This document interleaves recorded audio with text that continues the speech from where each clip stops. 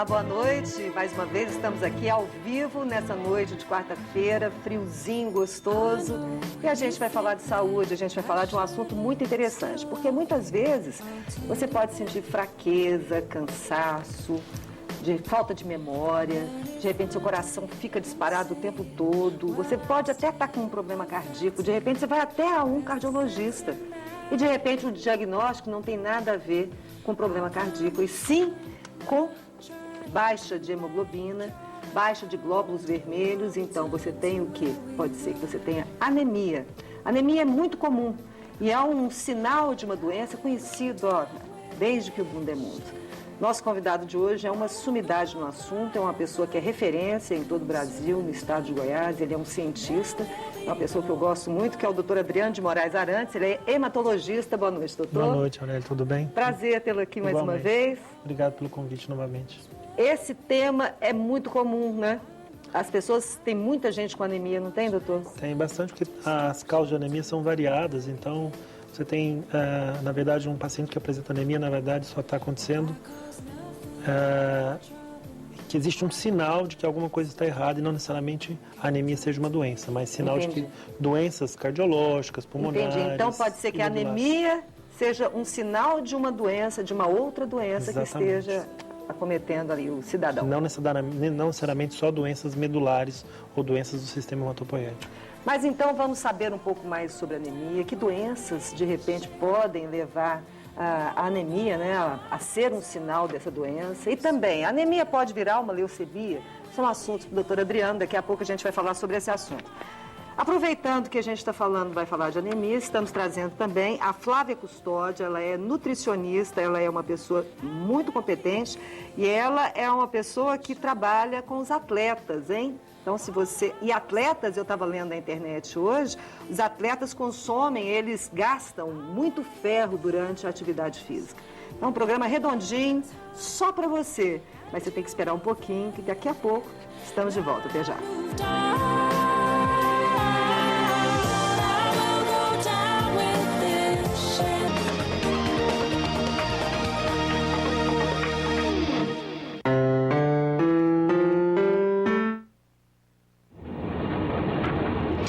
Sem harmonia, as peças não se encaixam e não funcionam com perfeição.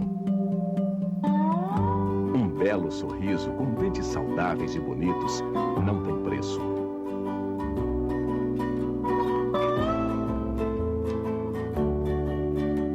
CBI, Centro Brasileiro de Implantodontia, resgatando o seu sorriso e sua autoestima. O Laboratório Núcleo é mais do que um centro avançado de medicina laboratorial. Núcleo é um conceito máximo em qualidade. Especializado em dosagens hormonais, possui 23 anos de comprovada experiência e alta tecnologia, garantindo rapidez e confiabilidade. Núcleo faz a diferença. 12 filiais, coleta domiciliar e resultados via internet.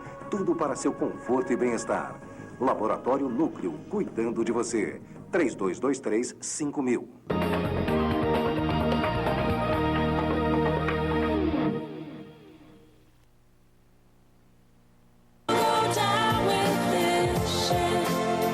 Estamos de volta hoje falando sobre anemia. O nosso convidado é o hematologista Adriano de Moraes Arantes. E eu queria começar, doutor, o que caracteriza a anemia? Do ponto de vista clínico, você geralmente tem um paciente que queixa de sintomas vagos, às vezes fadiga, cansaço, fraqueza, mal-estar. Algumas mulheres às vezes procuram o consultório porque o cabelo está caindo em grande quantidade, né? Às vezes está com a quantidade de ferro no estoque baixo, o cabelo começa a cair. E do ponto de vista laboratorial, nós temos geralmente uma diminuição da hemoglobina, que é o pigmento vermelho do sangue que carrega o oxigênio, ou o número de hemácias, né, que são os eritrócitos ou células que carregam o oxigênio até as células que vão utilizá-lo. Você falou agora há pouco que a anemia pode ser um sinal de uma doença mais grave. Na verdade... Fala um pouco sobre isso. A anemia, muitas vezes, o paciente é encaminhado, não só porque tem doenças na medula óssea, que é onde se fabrica o sangue, mas você pode ter doenças renais, porque no rim é produzida uma substância que estimula a medula óssea a produzir a célula vermelha. Você pode ter doença cardiológica, você pode ter doenças inflamatórias como lúpus, como artrite reumatoide, que ao longo do tempo, pelo processo inflamatório, causam uma dificuldade de produzir as células vermelhas, levando a um quadro de anemia. E pode também ter uma alimentação ruim, né?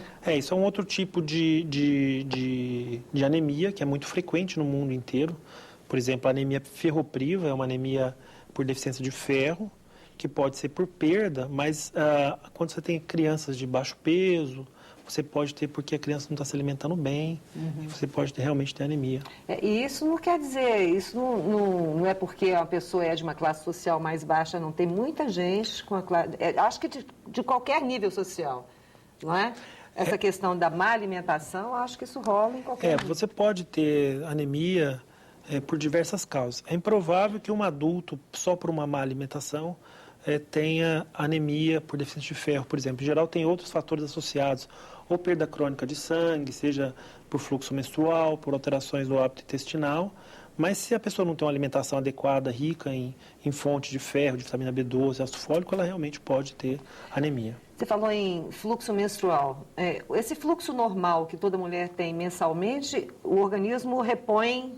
Na verdade, a mulher precisa de uma quantidade de ferro praticamente o dobro do homem, porque tem a perda menstrual. E a perda da pele, do intestino, a descamação é praticamente igual. Mas do fluxo, logicamente, o homem não tem. Então, a mulher acaba sendo exigida muito mais do que o homem.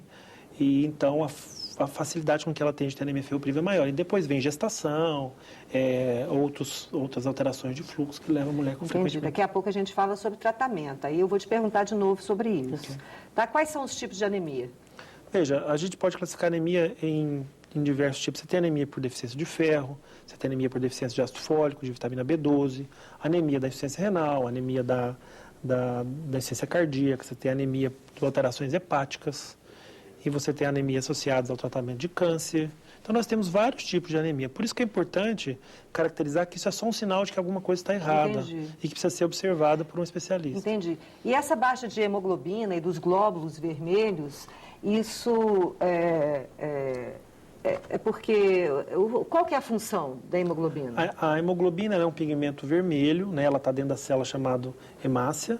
E esse pigmento ele carrega o oxigênio até os tecidos. E ali ele faz a troca e aquele tecido ele é oxigenado de forma a permanecer vivo a célula. E esse sintoma da pessoa ter taquicardia, o coração, a sensação do coração acelerado o tempo todo, é porque o coração se sobrecarrega, então? Na verdade, o que acontece é que o coração acelera a intenção de compensar a deficiência da hemoglobina. Então, ele bate mais depressa para mandar mais sangue, porque está deficiente aquilo que carrega o oxigênio. Entendi. E a anemia pode virar uma leucemia, doutor? Existem algumas doenças que podem transformar em leucemia, são doenças mais raras, como a síndrome mielodisplásica, que é uma doença própria da medula óssea, em que alterações específicas nessas células, em geral, se apresentam inicialmente com anemia, mas depois podem evoluir para leucemia aguda. Doutor, vamos falar um pouquinho sobre a talassemia. Teve uma época, que nasceram, acho que uma geração de muitas crianças com talassemia. Explica pra gente o que é a talassemia e o que tem a ver com a anemia. A talassemia é uma doença hereditária, em geral, adquirida, né, pro filho. Mas isso foi por conta de medicamento, não foi? Que essas crianças nasceram assim? Eu me lembro. Não, da talassemia não. O que aconteceu foi o uso da talidomida na década de 70 por grávidas e que tiveram amelia ou focomelia, porque ela é um antiangiogênico, ela não deixa os vasos crescer. A talassemia é uma doença específica da hemoglobina, né, em que nós herdamos alguns genes, né, da região mediterrânea, em que existe um déficit na produção dessa hemoglobina. Então, se você tem uma mãe que carrega um traço da talassemia com um pai, isso junta, tem a chance da criança ter um déficit de hemoglobina, e que é caracterizado por quebra constante dessas hemácias. E essas hemácias são frágeis. Então, com frequência, você tem que transfundir o paciente. Então, é um tipo de anemia específica, uma anemia hemolítica hereditária, que nós chamamos. E o teste do pezinho prevê isso? Na verdade, o teste do pezinho prevê, basicamente, para anemia falciforme, né, que é muito mais frequente. E o que é a anemia falciforme? A anemia falciforme é um outro tipo de anemia hereditária, em que você tem uma quantidade... uma alteração na forma da hemoglobina em que ela polimeriza, ela gruda dentro da hemácia e muda a forma. Fica em forma de meia-lua? De foice. De foice. Isso, e isso aí causa dor, febre, dores nas articulações, pneumonias, etc. Nossa, que loucura. Isso é comum, a anemia falciforme? Estima-se que no Brasil tem em torno aí de 20 a 25 mil pacientes com falciforme, então tem muito paciente sem diagnóstico, mas hoje, como os estados têm centros de referência, hoje esses pacientes estão em centros. Então, por exemplo, hoje em Goiás, basicamente, o paciente está no Hospital das Clínicas. E a criança tem crises? Crises de algia, né, de dor, porque como ela muda de forma, oclui o vaso, e aquele vaso, ele diminui a oxigenação, e aquilo dá dor. Mas a dor é aonde? Pode ser, geralmente, nas juntas, o paciente pode ter dor no tórax ou no pulmão, ele pode ter dor no fígado, no baço, etc. Meu Deus, que loucura, doutor. E como é que a mãe pode administrar uma crise? O que ela tem que fazer na hora? Em geral, assim, o diagnóstico hoje em dia é precoce e, primeiro, ela precisa do auxílio de um especialista, junto com o pediatra, por exemplo, para o diagnóstico e a partir daí o paciente é monitorizado, acompanhado ambulatorialmente, mas durante as crises você interna, hidrata, vê a causa do que desencadeou essa hemólise. Em geral, você pode ter infecções urinárias, infecção pulmonar associada, deve ser tratadas. E o que a mãe tem que fazer para o filho não ficar doente? No caso da anemia falciforme, lembrar que a criança deve ser vacinada, deve ter acompanhamento frequente com o hematopediatra ou com o pediatra. E isso faz com que a criança, às vezes, precise introduzir algum tipo de medicação para diminuir as crises. A gente vai para um pequeno intervalo, daqui a pouco nós voltamos para falar um pouco mais sobre a anemia falciforme e também sobre tratamento. Aí a gente entra nas formas de tratamento, tá bom, doutor? Até já. But if I didn't say it, well, I'd still...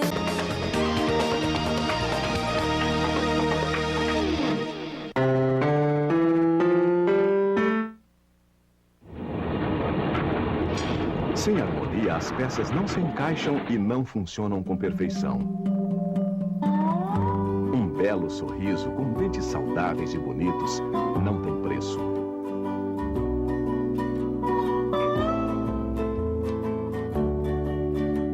CBI, Centro Brasileiro de Implantodontia, resgatando o seu sorriso e sua autoestima. O Laboratório Núcleo é mais do que um centro avançado de medicina laboratorial. Núcleo é um conceito máximo em qualidade. Especializado em dosagens hormonais, possui 23 anos de comprovada experiência e alta tecnologia, garantindo rapidez e confiabilidade. Núcleo faz a diferença.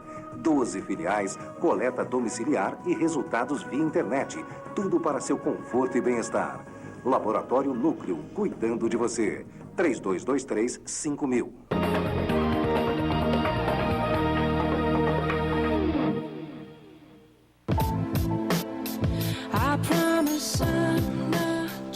Estamos conversando sobre anemia com o hematologista Adriano de Moraes Arantes. A gente estava falando sobre anemia falciforme.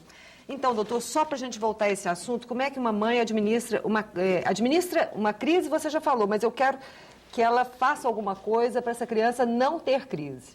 Isso é uma coisa improvável que ela vai conseguir, porque é da doença ter crises, né? Então, assim, a criança tem chance... Mesmo se estiver monitorando? Sim. É mesmo? Você pode, às vezes, introduzir algumas medicações que diminuem as crises, dependendo da crise. Se a criança tem infarto isquêmico, né, cerebral, ou tem infarto pulmonar, no baço, no fígado. Mas é característica da doença ter as crises de falcização, né, ou de quebra, e o que ela precisa fazer é um acompanhamento com frequência, com um especialista. Nossa, muito difícil, né, doutor? Sim. E essas crises podem ocorrer até com a criança bem pequenininha? Em geral, acontecem após 4, 5 meses, né, quando a hemoglobina fetal, que inicialmente protege, aí pode começar a ter crise. E a pessoa vai ter que administrar isso para o resto da vida? Sim, ou não? Na verdade, o transplante de medula óssea é uma situação que pode ser utilizada, né? No Brasil, a legislação ainda não permite, mas existem já vários trabalhos mostrando que você consegue melhorar a qualidade de vida desses pacientes. E no Brasil não se pode fazer isso ainda? Não se faz ainda, pelo menos existem protocolos que estão sendo feitos, realmente em Ribeirão. Por quê, hein? Na verdade, existe uma grande discussão em torno disso. tem o tipo de inclusão de paciente, mas eu acho que em breve nós estaremos fazendo isso. Bom, então nós estamos falando aqui da anemia por falta de ferro, da anemia da talassemia, certo? E da anemia falciforme. Vamos falar de tratamento um por um? Sim. Essa anemia por falta de ferro. O que pode ser feito? Um prego no feijão. Isso... Na verdade, assim, o mais importante do tratamento da anemia ferropriva é descobrir a causa da anemia ferropriva. Então, é muito comum, às vezes, a gente receber pacientes que estão tomando sulfato ferroso, que é o tratamento básico para a anemia ferropriva, mas não se sabe qual é a causa. Então, às vezes a mulher tem um hiperfluxo menstrual, ou o homem ou a mulher estão perdendo sangue pelo intestino, pelo estômago, ou não estão conseguindo absorver, ou a criança está com algum déficit absortivo. Então, descobrir a causa é um passo importante do tratamento. E como é que se descobre? Então, você, além de fazer exames como hemograma, como ferritina que mede o depósito de ferro, depende da queixa do paciente, mas você pode ter que fazer endoscopia, colonoscopia, você pode ter que ver se a criança, por exemplo, não tem outras deficiências, como doença celíaca, como algumas doenças que dificultam a absorção. E lógico que muitas vezes na criança o mais importante é orientar a alimentação, que muitas vezes a criança não quer comer aquilo que é saudável, quer comer bolacha, quer comer só bobagem, que é gostoso, só besteira. mas que não é saudável. Bom, então, uma vez diagnosticada a causa, vamos tratar essa falta de ferro. Junto com a resolução da causa. Desse problema. Exatamente. E como é que você faz essa reposição do ferro? Medicamento? Vitaminas? Medicação, em geral, oral, o sulfato ferroso, isso numa quantidade por quilo, né? Geralmente longe das refeições, junto com algum... Longe das refeições? Pelo menos 30 minutos a 1 hora. Por quê? Porque o ferro, ele tem a capacidade de grudar nos alimentos e ir embora para as fezes. Então, se você faz isso junto com algum suco ácido ou vitamina C, por exemplo, suco de laranja, acerola, limão, você absorve isso com mais facilidade se o estômago estiver vazio em meio ácido. Eu costumo, lá em casa, como o Matheus não come verde escuro, ele é problemático para esse negócio de comer verde escuro, eu costumo bater no suco de laranja, a rúcula ou o brócolis, a folha, né, do brócolis ou a própria couve, junto com outras frutas também. A absorção, então, combina, e a vitamina C com o ferro, na verdade, o ferro ideal é aquele que vem da carne, que a gente está preparado para absorver. O ferro não M, que a gente chama, que é o ferro da verdura, da fruta, tem pequena quantidade e nosso organismo tem dificuldade de absorver. Então, o melhor ferro é aquele que vem, geralmente, que é metabolizado da carne e você consegue absorver. Colocar o suco da carne no feijão, por exemplo, você acha apropriado? Veja, tem que ver a quantidade que é ingerido. Às vezes a história de usar panela de ferro, que a quantidade de ferro é mínima, irrisória, ou a sua alimentação não vai resolver o déficit. Às vezes você tem que oferecer uma quantidade muito grande, ou seja, 3 a 5 miligramas por quilo de ferro alimentar para a pessoa, e que às vezes a sua alimentação não consegue não suprir. Então, às vezes você precisa adicionar essa medicação e com a posologia adequada. Olha, quando eu era criança, eu lembro que eu tomei muito aquele biotônico Fontoura. O nome comercial é esse, mas eu não sei outro. Isso para uma criança que tem uma produção normal de ferro, isso é prejudicial ou não?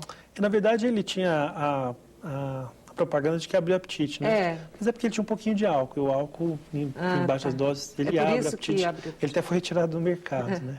Foi? Era tão gostoso.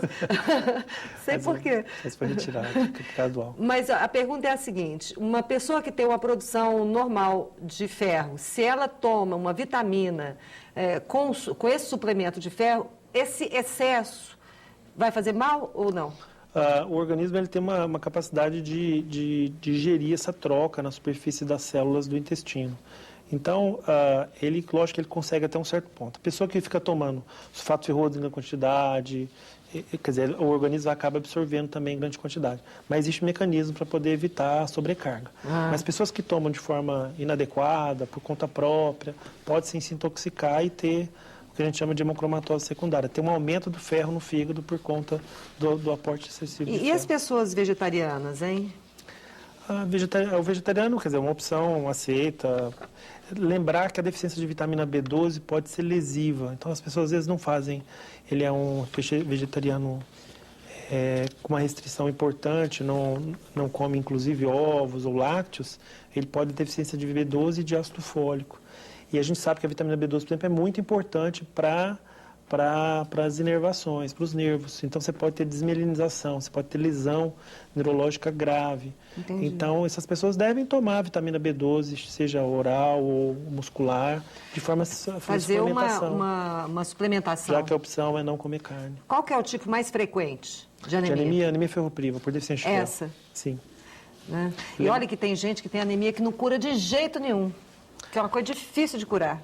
O problema Por que acontece muitas isso? vezes é porque a causa não foi estabelecida. Então é comum a gente receber pacientes, estou tomando sulfato ferroso, minha anemia não melhora. Às vezes vai ver tem alterações renais, alterações cardiológicas ou até doenças medulares que não justificam o uso de sulfato ferroso. Entendi. Vamos falar um pouquinho sobre o tratamento dessa anemia falciforme. É outro tipo de tratamento, não é? Sim, como é uma doença hereditária e crônica, essa criança precisa, ou adulto precisa de acompanhamento frequente. Então precisa de avaliações regulares com o hematologista. Muitos deles precisam de avaliação cardiológica, avaliação pulmonar. Precisa avaliar o crescimento da criança, né? Mas à medida que a criança tem muita crise, você pode ter infarto ósseo, pode ter alterações... Infarto ósseo? Sim. O que é isso? Como você oclui os pequenos vasos, além de ter diminuição do fluxo, ali pode ter lesões óssea, lesão articular, lesão no pulmão. Nossa, então doenças graves. vamos entender direitinho. A anemia falciforme, então, ela provoca na hemácia uma mudança na forma Sim. da hemácia, que fica em forma de foice, forma de meia-lua. Com isso, ela oclui Pequenos vasos, onde deveria chegar o oxigênio. Por isso e a pessoa tem dor e aquela região pode sofrer infarto, ou isquemia. Que é uma espécie de necrose. É morte Nem naquela sempre isso região. acontece, mas pode acontecer quando você tem um infarto ósseo, infarto esplênico, né, que é o baço, infarto hepático, oclusão no pulmão. Isso pode ser grave, doutor, a ponto de colocar em risco a vida? Sim, pode. Algumas vezes, se você não fizer a intervenção adequada, o Existe paciente pode... algum remedinho que a criança, que a pessoa possa tomar na hora de uma crise, que possa, como tem no infarto? Não, o que é feito é que esses pacientes, como eles são acompanhados, alguns com a indicação podem usar uma determinada medicação para subir a hemoglobina fetal, que protege, quer dizer, você diminui a quantidade de hemoglobina doente, aumenta a fetal, que não causa, que provoca proteção, né? Mas o que esses pacientes precisam é de vacinação adequada, estar sempre bem hidratados. E se tiverem dor, ser encaminhados ao médico ou ao hospital para serem hidratados, ver se não tem foco infeccioso e serem tratados de forma adequada, necessitando de transfusão, tomografias. Às vezes precisa de transfusão? Não, é um paciente que, como a célula é quebrada com frequência, precisa de transfusão com frequência. Com frequência? Com frequência. Isso vai de acordo com caso a caso, né? Tem pacientes que tomam uma vez a cada 2 semanas, o paciente toma uma vez por mês. E essa transfusão, ela pode ser autóloga, que chama? Não, como a célula dele é doente, ele precisa receber de um heterólogo, de outra pessoa. De uma outra pessoa. Isso. Que coisa difícil. Muito. E você falou que no Brasil tem cerca de quantas pessoas com esse problema? Estima-se que em torno de 20 a 25 mil pessoas no Brasil. Meu Deus. Muitos até sem diagnóstico. Como é que a mãe descobre que a criança, bebezinho, quais são os sinais que esse bebezinho pode emitir para a mãe, de repente desconfiar que alguma coisa no sangue dessa criança não está bom? Primeiro, o teste do pezinho é uma coisa que é necessária, fundamental. É possível que alguém não faça ainda. Isso é a primeira coisa. Segunda, é uma doença rara. A doença, o traço é comum, mas a doença... O traço é comum. É quando você recebe só metade do pai ou da mãe, e em geral não tem sintoma. Mas não tem sintoma e não tem problema, ela pode conviver com isso pro resto da vida. Exatamente. Então, quando ela recebe do pai e da mãe, é que o negócio fica feio. Exatamente, porque aí tem gene do pai e da mãe, a hemoglobina não é produzida de forma adequada. E o que a mãe precisa fazer, primeiro, toda criança deve ter acompanhamento pediátrico nos primeiros meses. Nos 3 primeiros meses? Não, nos meses seguintes, e lógico, esse acompanhamento deve ser mensal, prolongado, mas principalmente no início, deve voltar, quando o pediatra recebeu a criança da maternidade, voltar ao consultório, para ser avaliado, rever o teste do pezinho, porque às vezes você faz o diagnóstico antes da primeira crise. Entendi. Uma criança pálida, assim, magrinha, amarelinha, a mãe já pode imaginar que ela pode ter anemia, né? Principalmente aquelas crianças que nasceram com baixo peso, né? Ou crianças que nasceram antes da hora, vamos dizer assim. São crianças que podem ter com mais facilidade de ter anemia por deficiência de ferro. Ou crianças que não conseguiram amamentar de forma correta, por complicações da mãe. Ou crianças que tiveram diarreias por intolerância a leite, etc. Então, são crianças que têm dificuldade de absorver o ferro, ou porque não está sendo oferecido, ou porque não está absorvendo. Então, Entendi. deve ser criança, deve ser monitorizado. Entendi. Quando a mulher está grávida, eu lembro que o médico me falou para eu tomar Ácido fólico. ácido fólico. É importante? O ácido fólico, ele, além de ser formador das células da medula óssea, ela tem uma função muito mais importante, que é durante a formação do tubo neural, ou seja, do eixo nervoso da medula espinhal. Se você tiver quantidade baixa de ácido fólico, você pode ter uma formação. Então, por isso que é importante a mulher, até que antes de ficar grávida, já ter começado a tomar o ácido fólico. E como é que é o tratamento para talassemia? Talassemia? A talassemia é uma doença, assim, do ponto de vista de acompanhamento, em alguns aspectos até semelhante à anemia falciforme, porque essa pessoa tem anemia crônica, geralmente também precisa de transfusão com certa frequência, né? E também precisa de acompanhamento cardiológico, ver se não tem sobrecarga de ferro por causa da quantidade de transfusão. Ah, tá, porque faz muita transfusão e de repente ele tem sobrecarga de ferro. De ferro, porque cada bolsa de sangue tem uma quantidade de ferro suficiente também para intoxicar o fígado ao longo da vida. Nossa. Então, esses pacientes devem ser acompanhados, né, em geral, por hematologista e para que não ocorram essas complicações a longo prazo. E lembrando que o exame de check-up, esse exame normal que a gente faz anualmente, que todo mundo deve fazer, ele te diz, né? Na verdade, para diagnosticar o traço ou a talassemia, você faz um exame chamado eletroforese de hemoglobina. É um dos exames que você pode fazer para determinar se existe alguma hemoglobina doente ou anômala circulando. Mas essa talassemia, ela pode se manifestar em qualquer momento da vida? Você tem formas combinadas, assim, a forma grave, né, a talassemia maior, em geral, é na pequena infância. Agora, a intermédia ou a forma mais leve, às vezes você pode demorar a fazer, porque se a pessoa tem uma hemoglobina de 8,5, 9,5, não está num centro de referência, Sim. Você pode demorar. Ou quando você combina algumas doenças talassêmicas com outras, como falciforme, hemoglobina D, etc. Doutora, a amamentação, ela previne as anemias, assim, ao longo? Por exemplo, uma criança amamentada, ela vai ser um adulto menos capaz de ter anemia? A longo prazo, talvez não, porque você tenha outras doenças que podem acontecer ao longo da vida. Mas, com certeza, nos 2 primeiros anos de vida, uma alimentação correta e com suplementação adequada, quando necessário, de sulfato ferroso, ácido fólico, com certeza pode prevenir, sim, a anemia. Entendi. Qualquer momento da vida, a gente pode ter algum problema no sangue, né, doutor? Qualquer momento. Mesmo pessoas que se cuidam, mesmo pessoas que praticam atividade física, que se alimentam bem, que têm uma saúde aparentemente boa, de repente o sangue vem com um problema, né? Pode, né? Não é só uma questão genética de que você traz. Aqui nós discutimos causas adquiridas e causas hereditárias. A talassemia falciforme são causas específicas hereditárias. Agora, as adquiridas, como a deficiência de ferro ou de B12, muitas vezes são de fácil tratamento, né? Esse feito correto diagnóstico e o acompanhamento são doenças curáveis, vamos dizer assim. Tá certo, então eu agradeço. A gente esqueceu de falar alguma coisa? Eu acho que a gente conseguiu abordar. A gente deu uma geral, né? Isso. Então tá bom, doutor, agradeço a sua participação.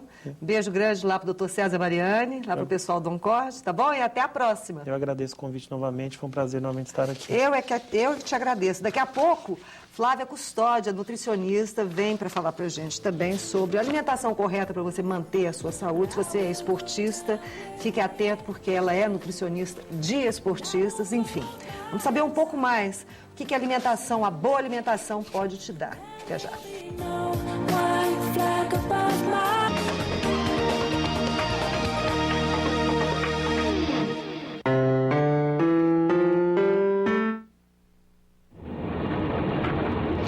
Sem harmonia, as peças não se encaixam e não funcionam com perfeição. Um belo sorriso com dentes saudáveis e bonitos não tem preço.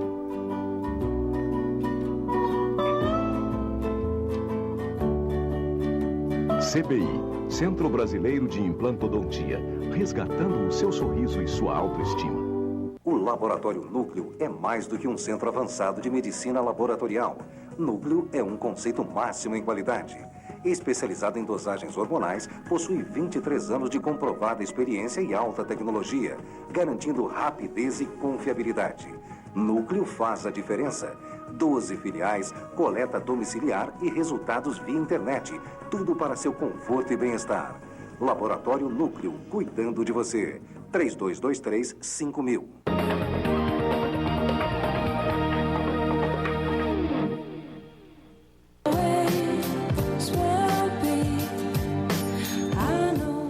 Estamos de volta e aproveitando o viés, né, da entrevista anterior com o Dr. Adriano sobre sangue, sobre anemia, a gente trouxe aqui Flávia Custódio, ela é nutricionista.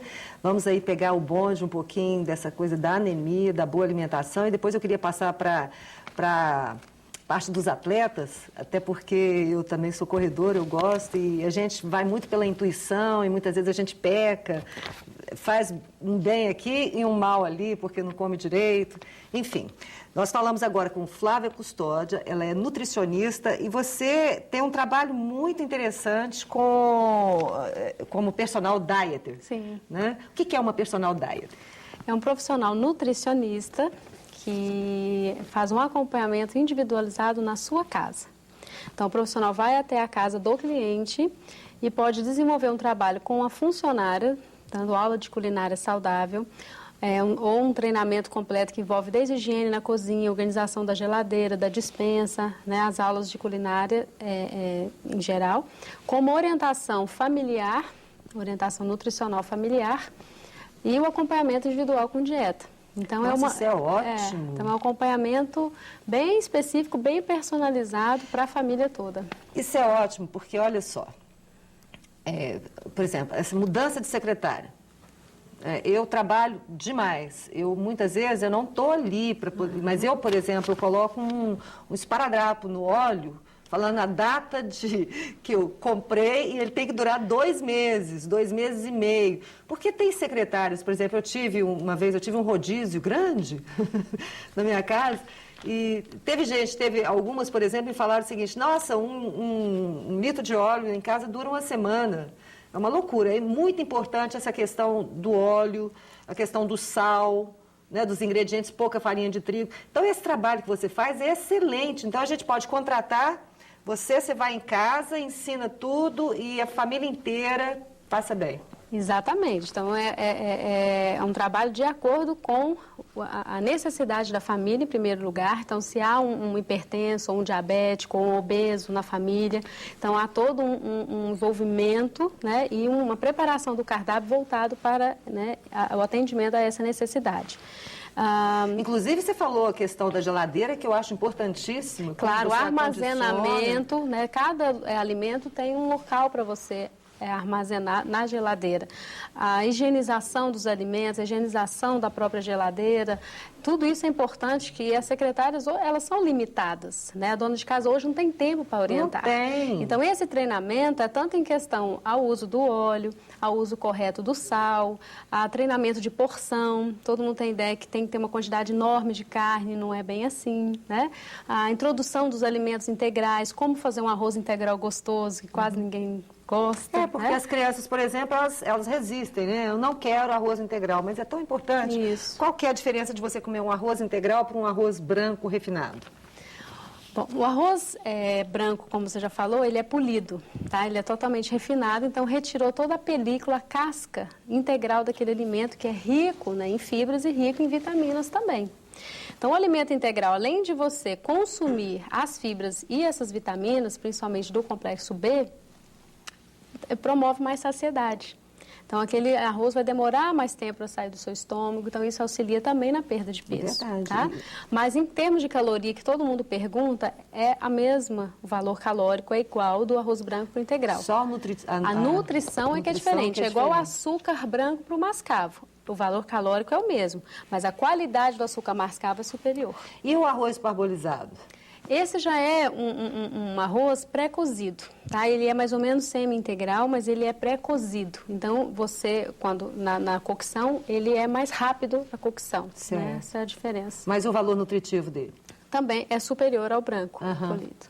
Entendi. Frutas, tem gente, por exemplo, que corta o abacaxi, o mamão, coloca na geladeira para a hora que a pessoa acordar, comer. Ela perde, as vitaminas se oxidam, vão embora?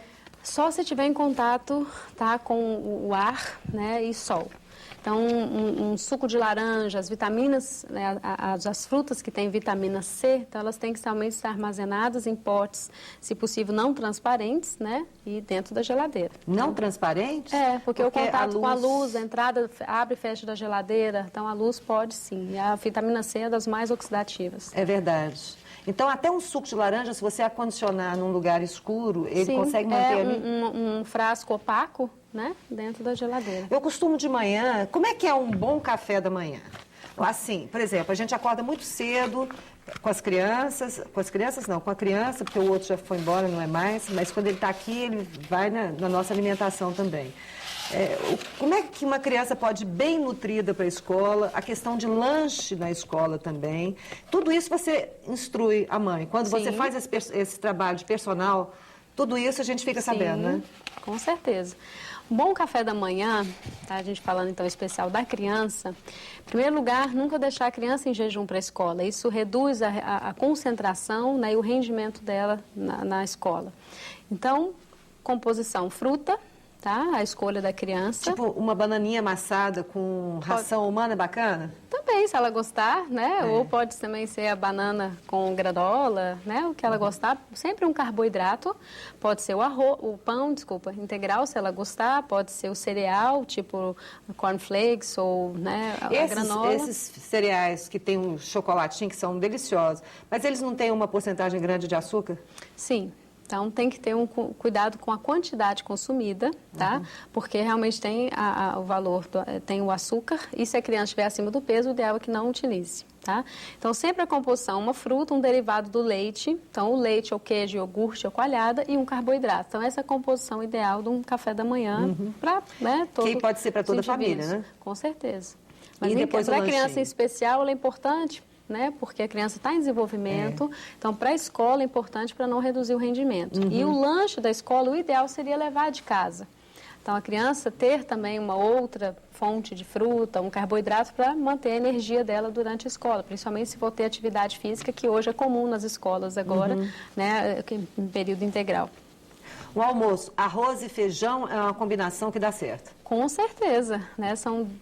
Ambos têm proteínas e carboidratos, então a proporção de arroz e feijão, né, 2:1 ou 3:1, né, você faz uma proteína completa. Principalmente os vegetarianos, por exemplo, que não vão consumir carne, então precisam consumir arroz e feijão nessa proporção. As crianças que não gostam de carne, qual a saída? Por exemplo, bater um feijãozinho no liquidificador com a carne batida. Sim, aí tem várias alternativas. Mas é importante que ela coma carne. Com certeza, vermelha, principalmente para não ter anemia. É claro. Né? Como o doutor anteriormente falou, a maior fonte de ferro está nas carnes, principalmente as vermelhas. E o ferro dele é 100% absorvido, porque é um ferro chamado M, como ele mesmo referiu. Então, a carne vermelha, o fígado, ela tem que estar presente na alimentação da criança. O problema são os hormônios desses animais. Mas isso tem tudo, né? Não tem jeito. Frango, então. Então, seria embutir a carne nas preparações, de tentar mascarar, né? Então, às vezes, uma torta de legumes, que às vezes vai a carne moída, disfarçar numa sopa batida, ou um soufflé. Então, tem que tentar preparações onde que, né, tem a carne, porque às vezes um bife, né, uma coxa de frango, ela não vai aceitar facilmente. E você oferece essa variação de cardápio toda? Com certeza. A gente desenvolve as receitas na casa para funcionário aprender, ou a dona de casa, né? E mais o cardápio. Isso, né? É um curso breve? Sim, geralmente se for a aula de culinária básica, geralmente são 2 aulas de culinária mais o cardápio mensal. Sim. Ou a família contrata para várias aulas. Então, a gente tem módulos de saladas, módulos de sopa, lanches, que muita gente não janta, então quer só lanches para o jantar. Então, a gente tem vários módulos que você pode montar o seu pacote. Como também tem um treinamento completo, como eu disse, para funcionária. E pessoas, por exemplo, casas onde existem diabéticos que têm que ter uma alimentação especial, então vai ser direcionada para isso. Claro, claro. Agora, desenvolver pratos com adoçante, que hoje é uma dificuldade. Então, porque muita gente fala assim, ó, eu quase não bebo refrigerante, mas de vez em quando bebo um refrigerante, eu prefiro 0 de açúcar. Aí tem gente que fala, não é bom, minha irmã mesmo fala isso, melhor você tomar um normal mesmo você ingerindo açúcar, do que esse por conta dos adoçantes, né, que eles colocam lá. O que você acha disso? Realmente isso é complicado, porque se você ingere o refrigerante normal, tem o açúcar que é prejudicial.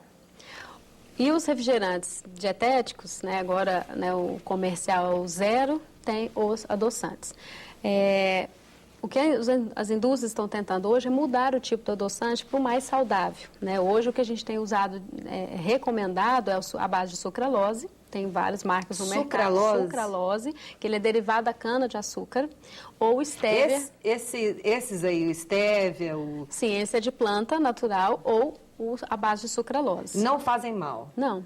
Você pode colocar tranquilo, tomar todos os dias, que não tem problema. Só que os produtos industrializados ainda não têm, às vezes, somente o sucralose. Alguns produtos, sim.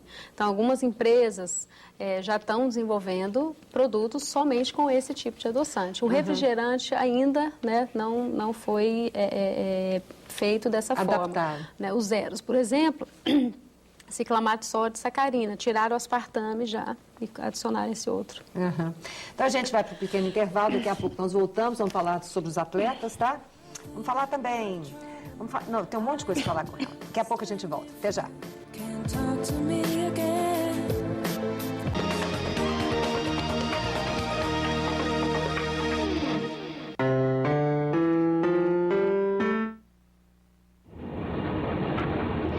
Sem harmonia, as peças não se encaixam e não funcionam com perfeição.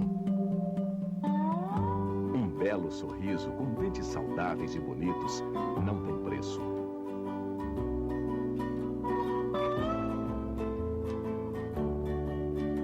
CBI, Centro Brasileiro de Implantodontia, resgatando o seu sorriso e sua autoestima.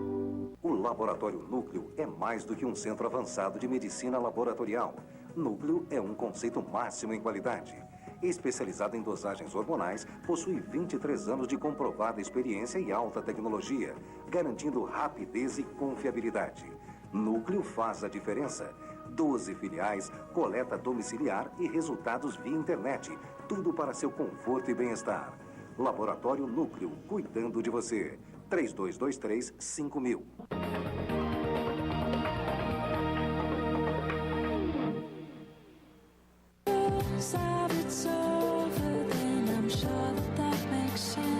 Estamos de volta hoje falando sobre anemia, sobre nutrição, sobre como você pode ter uma alimentação equilibrada, balanceada, sobre check-up, a importância de você fazer o seu check-up para você ver todas as suas taxas e aonde é que você vai. É claro que é no Núcleo laboratório, que hoje tem mais de 20 aqui só na cidade espalhados, equipadíssimo com o que há de mais moderno. Entrega para o médico um relatório completo sobre a sua saúde. É incrível, o médico, desse jeito até eu posso ser médica, né? Porque o laboratório Núcleo manda para você um relatório, inclusive do antibiótico que você é sensível, do antibiótico que você é resistente. Eu achei incrível a Heloísa, que é a chefona lá, me falou tudo, me mostrou os equipamentos, me colocou em contato com os patologistas. O Laboratório Núcleo está demais. É lá que você deve fazer o seu check-up. É onde eu faço de 6 em 6 meses e, olha, meu sangue está limpeza pura. E a gente está conversando com Flávia Custódia, ela é nutricionista. Surgiu aqui nos bastidores uma pergunta do João a respeito de doce, que eu estava esquecendo. Tem pessoas que são absolutamente loucas com doce, não conseguem resistir. Mesmo um atleta como ele, por exemplo, que corre, mesmo assim ele diz que termina o treino e quer comer uma barra de diamante negro. Essa procura pelo doce, principalmente quando tem exercício aeróbico, aumenta, né, porque há um desgaste, né, pelo organismo do açúcar, da glicose. Então, é importante ter uma alimentação antes do exercício, pós-exercício, que garanta a recuperação dessa glicose, né, que é diminuída, porque há um consumo maior durante o exercício, para minimizar a vontade do doce. Tem, claro, outras pesquisar outras causas na alimentação, que é a distribuição correta dos carboidratos ao longo do dia, a quantidade de ingestão de fruta, os horários, se não fica muito tempo em jejum. Então, tem que realmente saber do hábito alimentar diário, né, para descobrir qual o motivo do doce. As mulheres, no período menstrual, geralmente necessitam de uma quantidade maior de açúcar, porque pode dar hipoglicemia. Você falou em 3 possíveis causas, né? Vamos repetir? A correta alimentação pré e pós-treino. Como é que seria essa correta alimentação? Então, quem vai fazer algum exercício físico até 1 hora, ou que ultrapasse 1 hora e também vai envolver atividade aeróbica, é importante que pré-exercício tenha uma quantidade de carboidrato. Então, eu vou comer pão, eu vou comer fruta, mas também tem que ser de acordo com o objetivo. Eu quero emagrecer, eu quero rendimento, eu quero aumentar a minha massa muscular. Mas o carboidrato é importante por conta da energia. Tem que ter, né?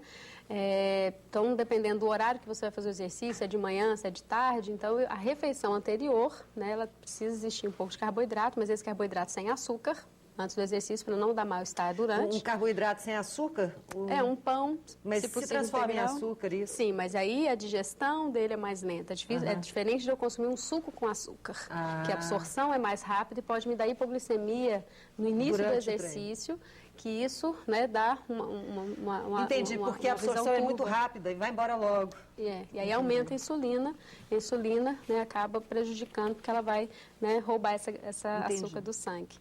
E o pós-exercício também precisa existir o carboidrato, novamente, para haver uma recuperação, que é o que muita gente faz errado. Acaba de correr 8, 10 quilômetros, espera 2 horas para fazer a próxima refeição. Não pode, ficar em jejum. Porque aí, além da gordura ir embora, vai a massa muscular também, não é? Também. Então, o organismo ele vai reaver aquilo de alguma forma, né? Então, ele vai tirar essa energia, né, que pode via, né, gordura, via músculo também. Né? Então, é onde, às vezes, o indivíduo fica 1 ano na academia sem resultado, porque a alimentação dele não está adequada para o exercício. O músculo não é bem alimentado. Não é bem recuperado. Não é bem recuperado. Né? Então, uma pessoa que... na verdade, a gente nunca pode ficar muito tempo em jejum, não é? Qual que é o tempo que a gente pode ficar sem comer? O ideal é fazer as refeições a cada 3 horas ou no máximo 4 horas. Né? Acima de 5, 6 horas a gente já considera jejum. Né? Então, eu acabei de almoçar meio-dia, 1 hora e vou treinar às 18. Isso já é jejum.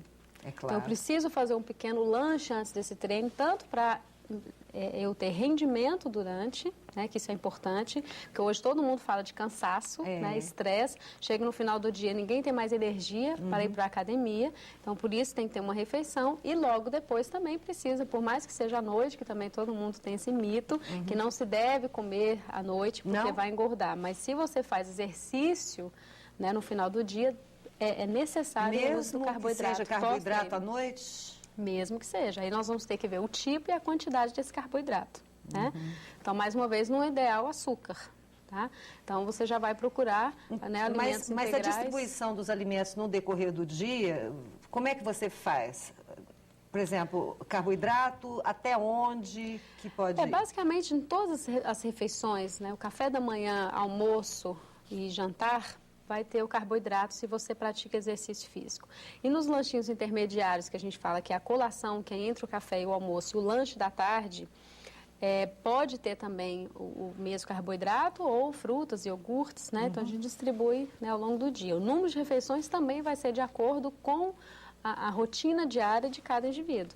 Eu acompanho alunos de academia ou atletas que têm uma rotina diária de treino de 3 horas, 4 horas, treina às 5 da manhã e também às 19, né? Um triatleta. Então, o ajuste da alimentação tem que ser de acordo com a rotina.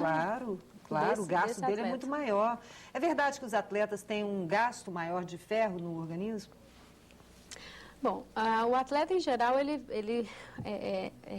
o próprio organismo requisita vários tipos de nutrientes, né, os vitaminas e minerais, e o ferro também é um deles, porque há um aumento do volume sanguíneo no atleta. Às vezes, num simples exame de hemograma, aparece uma falsa anemia. Quer tomar água? Passa uma água para ela. Eu acho que não sei o que está acontecendo aqui. Esses dias o doutor Corival veio aqui e começou a tossir também. Falei, vixe, Dá aguinha para ela, pelo menos um pouquinho, isso.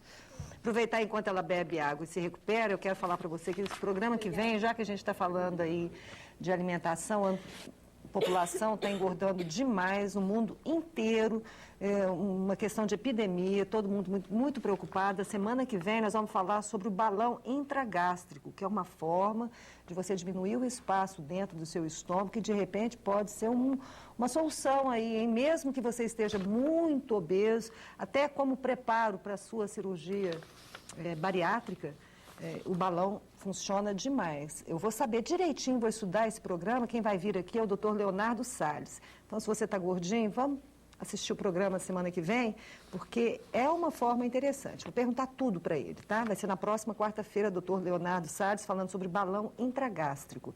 Agora, eu estou conversando com Flávia Custódia sobre nutrição.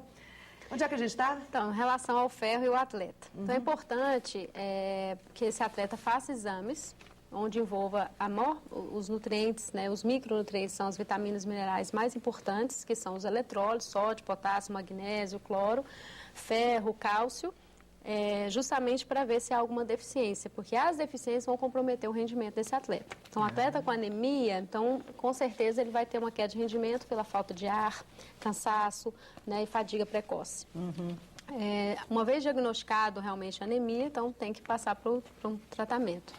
Mas tem que ter cuidado com essa falsa anemia por conta do chamado da hemodiluição, que é um aumento no volume sanguíneo normal do atleta, que há uma dispersão maior desse ferro no fluxo sanguíneo. Mas isso não quer dizer que ele está com menos. Não, então por isso que não serve só o hemograma simples, tem que fazer ferritina, ferro sérico também para comprovar. Entendi. O que você tem a dizer, por exemplo, para essas pessoas que comem tão mal? Esses dias eu conversei com uma amiga minha, ela falando que... O que sua filha jantou? Ah, jantou uma empadinha e tal. Eu queria que você desse um recado final ali naquela câmera para essas pessoas, para ver se a gente convence as pessoas de que a alimentação é tudo de bom. É uma alimentação baseada, né, em lanches rápidos, citado agora aqui um salgado, uma empada, ou um cachorro-quente, ou um pit dog, por ser mais prático, ser mais rápido, não garante, né, todos os nutrientes necessários para o organismo. Então, em todas as refeições, há uma necessidade que tenha um equilíbrio nutricional. Muita gente tem medo do jantar, arroz, feijão, uma carne, uma salada, porque acha que vai aumentar mais o peso. Muito pelo contrário. Um prato equilibrado, com ajuste, claro, da quantidade, vai oferecer todos os nutrientes necessários ao organismo, e fibras, vitaminas, minerais, o carboidrato, a proteína e a gordura, do que esses lanches prontos, congelados, sopas industrializadas, ou esses lanches rápidos, né, como os fast foods, cheios de gordura trans. Para a criança, então, pior ainda, porque está em fase de desenvolvimento e é necessário os nutrientes para garantir um bom desenvolvimento e um bom crescimento. Nossa, eu preciso trazer você mais aqui. Acabou o programa, eu preciso trazer você mais aqui. A gente nem falou de gordura trans, da importância de ler os rótulos. Obrigada, minha querida, pela sua participação. Obrigada você é ótima. Obrigada. Te agradeço muito. Semana que vem, estamos aí. Tchau.